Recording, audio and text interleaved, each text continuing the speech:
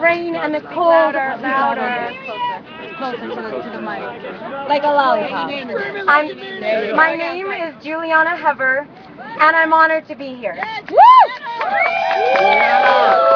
I'm thrilled to see all of you standing out here in the rain, standing up for truth, justice, and transparency. I come to you today from California. I come to you as a deeply concerned citizen. They can't hear back there. Yeah,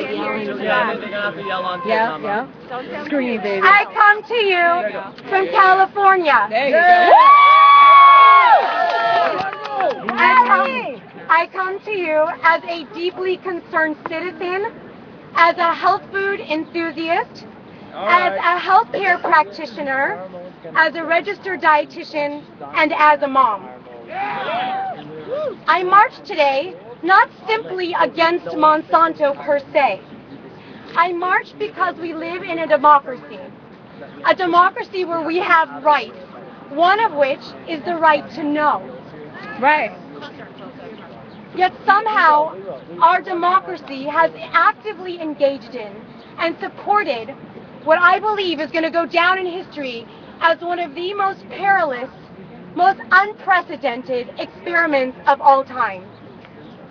We are being fed a crock pot filled with lies, manipulation, and politics.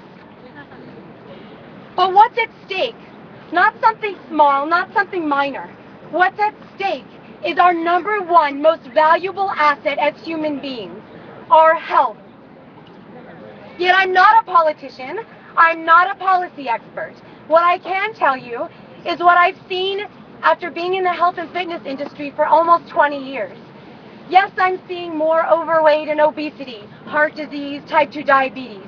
But what we're also seeing is what scientists are calling an inexplicable increased incidence in things like autoimmune disease. Yes. Like arthritis, rheumatoid arthritis, and multiple sclerosis, where the body attacks itself. We're also seeing inexplicable increased prevalence of behavioral disorders, ADD, ADHD, autism spectrum disease. Yes.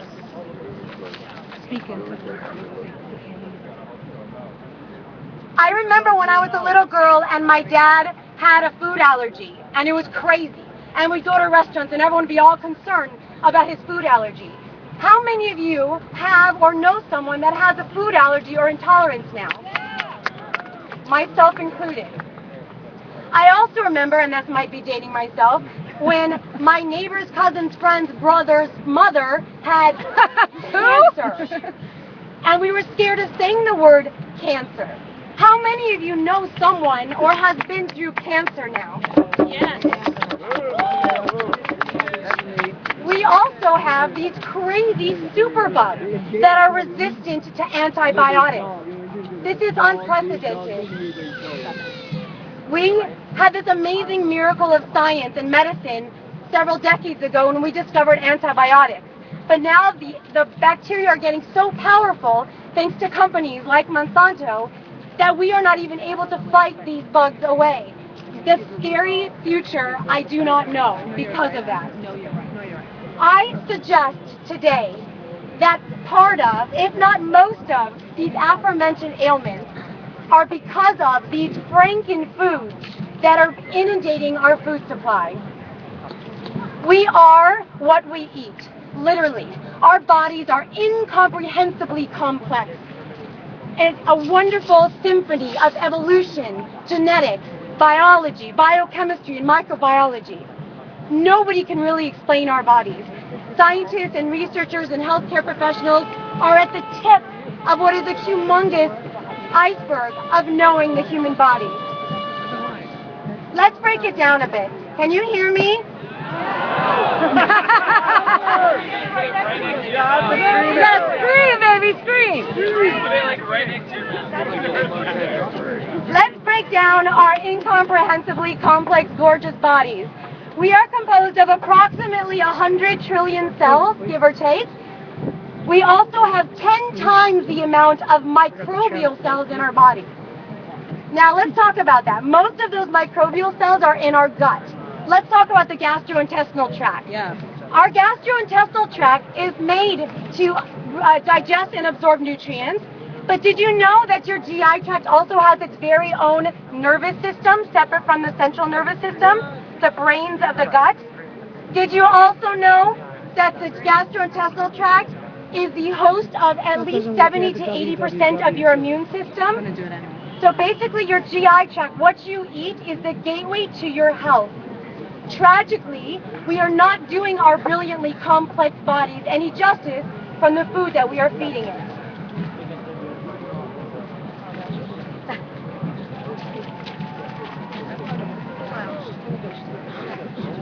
I just want to explain GMOs to anyone here that may not know what GMO stands for.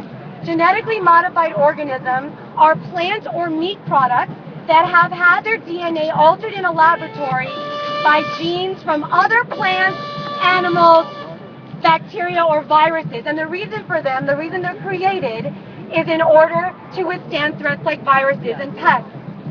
Now, technically, we are supposed to make health regulations based on sound science. Yet, somehow, Monsanto has bypassed science, and the FDA does not require the testing of GMO foods. I have been saying for many years that we have never had any long-term human trials on GMOs, but that's not entirely accurate. Indeed, we have had long-term human trials that have been uncontrolled. We are the lab rats. We are the guinea pigs. And I tell you today that we are not powerless. And we're not healthy.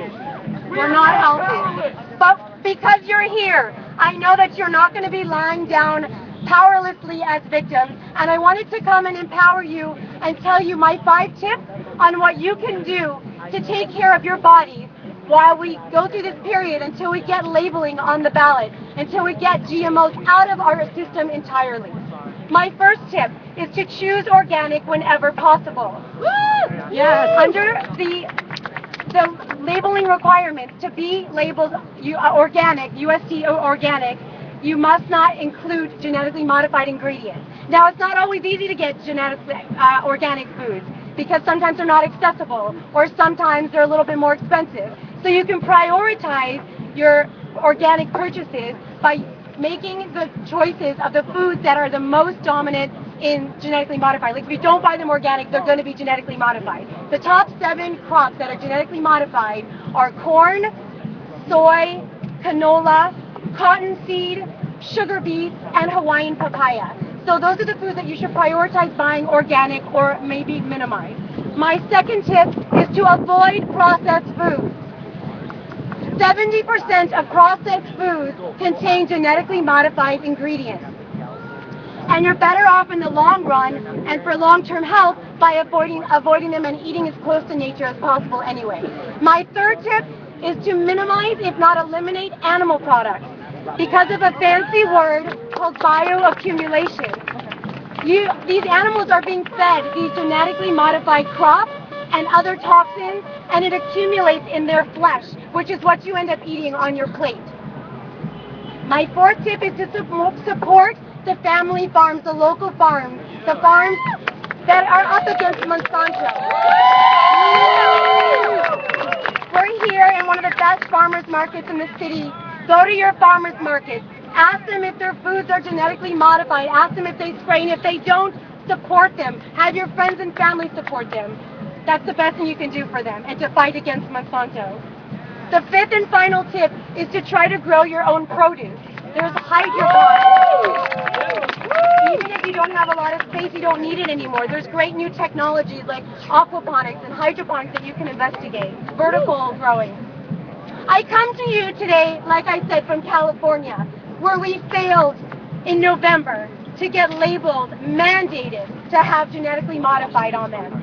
And I saw this whole thing unfold. I was going around to my audiences and my clients and my friends and my family and telling them to vote yes on Prop 37 so that we could know what's in our food. And thank you. And I saw everyone was excited. Everyone wanted everyone wanted the labeling. Everyone was excited to have the labeling. Overall, the consumer numbers were very high, and it looked like it was going to pass. So what happened? A couple months before the election, this brilliant campaign of confusion took place. And I saw these commercials on TV with these burly doctors talking about, well, if you label one food but not the other, then it's not worth it. And literally everyone got confused. I had my clients and friends suddenly saying, oh, well, wait a second, we're going to have to pay more money if it's labeled, and food is already expensive. Essentially, the food industry, especially Monsanto, they spent $40 million or more to confuse the public, and it worked. We cannot let this happen again. We have to educate the people, get this federally mandated, and get labeling out. We also have to get, besides the labels, we have to get rid of GMOs entirely. I wanted to, okay, we have to go. I'm going to end with my favorite quote of all time. We have an uphill battle, but we can do this. And I want to quote Mahatma Gandhi, be the change you wish to see in the world.